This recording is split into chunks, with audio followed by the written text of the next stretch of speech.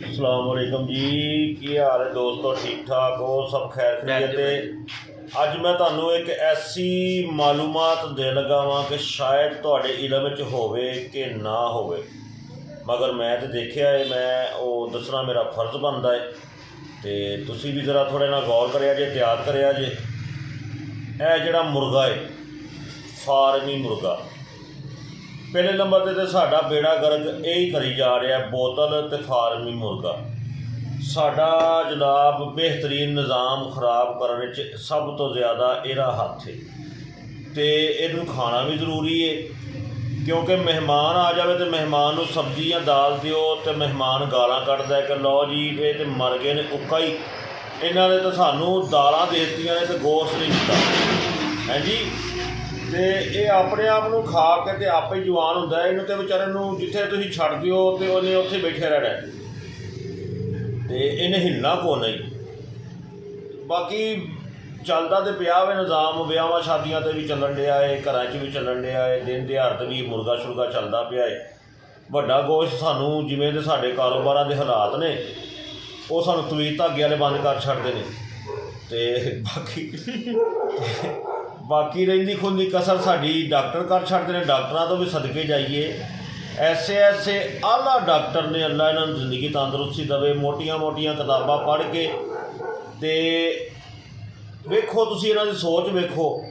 एक बंदा फैक्ट्रियां दा मालक है, हाँ जी कैसर साहब, एक बंदा फैक्ट्रियां दा मालक है, पराडो थले रखी है, जेबी च पैसे ने, बैंक बैलेंस है जनाब, हर चीज़ है। डॉक्टरों को कहता जी तेरी हर चीज़ बंद, सवेरे तोश खाना ही नाल चाह पीनी है, तो बाकी हर चीज़ बंद।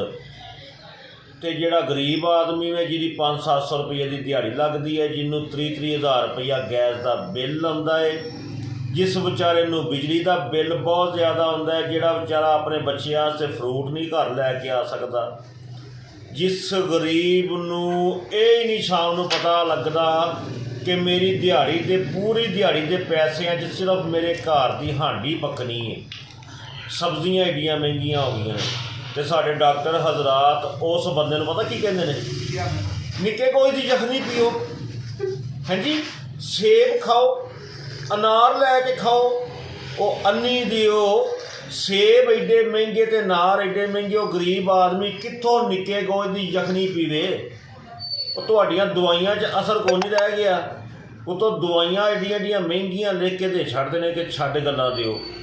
कैसर साहब ये डॉक्टरां नूं भी सोचना चाहिए कि लोग माड़े लोग ने, इन्हां नूं असीं उस हिसाब नाल दवाई दईए, तो उतों फरमैशां ही उन्होंने अजीब जी पा देंगे। वो बेचारा सोची पै जाता मैं हुण मुर्गा कित्थों मैं निक्का गोश्त लियावां, और मैनूं तो ईद दे ईद बेचारियां नूं निक्का गोश्त नसीब हुंदा है, तो वह भी अल्लाह के नेक बंदे ऐसे ने जिहड़े कुरबानी करते हैं, चंगा चंगा गोश्त घर रख के आ चांप मेरी वड्डी भैन दे दी, हाँ जी यह पुठ मेरे छोटे पुत्र दी आ, एक पुठ मेरे फलाने नूं भेजनी आ, तो बकाया रहिंदा खुंदा गोश्त उदा गरीबां तकर जांदा, तो भी दो बोटियां रख के वेचते रहिंदे ने कि बकाया किसी के घरों 2 बोटियां आउण ते असीं पकाईए।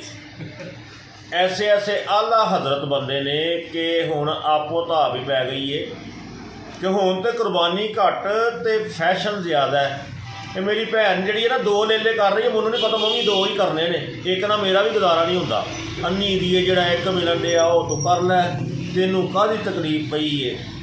बाकी रह गई मुर्गे की गल, जिहड़ी मैं मेन तुहानूं दसना चाहना हाँ जनाब कि मुर्गा तुसीं एहतियात करो। मुर्गियां दीयां दुकानां ते जिहड़े मुंडे काम करदे ने ना, पहले नंबर ते उन्हां नूं तकबीर ही नहीं पढ़नी आउंदी, दूसरे नंबर पर वड्डियां दुकानां जिन्नियां मुर्गे वालियां ने उन्हां ते जाके तसदीक करो कि ज़्यादातर दुकानां दे उत्ते क्रिश्चन मुंडे जिहड़े ने ना वो काम कर रहे हुंदे ने, और मैं अपनियां अखां नाल वेखिया है। एक तो सलीप कालेज लमकदियां, फिर उस दुकानदार नूं कहा है, बोलिया है, महल्लेदारां नूं इकट्ठियां कीता, उस मुंडे नूं कढवाया है, और 7 साल तो बेचारा उस दुकान ते तकबीरां पा पा के लोगों को गोश्त दई जाता सी। एक गैर मुसलम किस तरह मुसलमान नूं जिहड़ा ना ये गोश्त हलाल करके दे सकदा, तकबीर पढ़ के दे सकदा है। दूसरे नंबर पर जिहड़े उत्थे मुंडे खलोते हुंदे ने कैसर साहब, वो तकबीर पांदे तकबीर नहीं पढ़ते, वो छुरी फड़ते हैं मुर्गी नूं ਛੁਰੀ ਫੇਰ ਕੇ ਉਹ ਫਟਾਫਟ ਕਰੋ, ਇਹ ਆਰਡਰ ਲੇਟ ਹੋ ਗਿਆ, ਤੁਸੀਂ ਬਗੈਰਤ ਦਿਓ ਪੁੱਤਰੋ ਹਾਲੇ ਤੱਕ ਲੇਟ ਹੋਣੇ, ਉਹ ਆ ਗਿਆ ਚਾਚਾ ਸਾਦਕ ਤੇ ਉਹਨੇ ਸਾਨੂੰ ਇੰਝ ਕਰਨਾ ਇੰਝ ਕਰਨਾ, ਉਹ ਛੁਰੀਆਂ ਫੇਰੀ ਜਾਂਦੇ ਨੇ ਤੇ ਨਾਲ ਗੱਲਾਂ ਕਰੀ ਜਾਂਦੇ ਨੇ। ਇਹ ਚੀਜ਼ਾਂ ਨੋਟ ਕਰਿਆ ਕਰੋ। ਇੱਕ ਤਾਂ ਇਹ ਮੁਰਗਾ ਹੈ ਹੀ ਨਹੀਂ ਠੀਕ, ਅਤੇ ਦੂਸਰੇ ਨੰਬਰ 'ਤੇ ਉਹਨੂੰ ਤਕਬੀਰ ਨਾ ਪਵੇ ਤਾਂ ਸਮਝ ਲਓ ਸਾਡੇ ਵਾਸਤੇ ਇਹ ਜ਼ਹਿਰ ਹੈ, ਅਸੀਂ ਹਰਾਮ ਖਾ ਰਹੇ ਹਾਂ, ਹਲਾਲ ਨਹੀਂ ਖਾ ਰਹੇ। ਇਹਨਾਂ ਚੀਜ਼ਾਂ ਦਾ ਜ਼ਰਾ ਥੋੜ੍ਹਾ ਜਿਹਾ ਨੋਟ ਕਰਿਆ ਕਰੋ। ਬਾਕੀ ਅੱਲਾ ਤੁਹਾਨੂੰ ਜ਼ਿੰਦਗੀ ਤੰਦਰੁਸਤੀ ਦੇਵੇ। ਅੱਲਾ ਹਾਫਿਜ਼।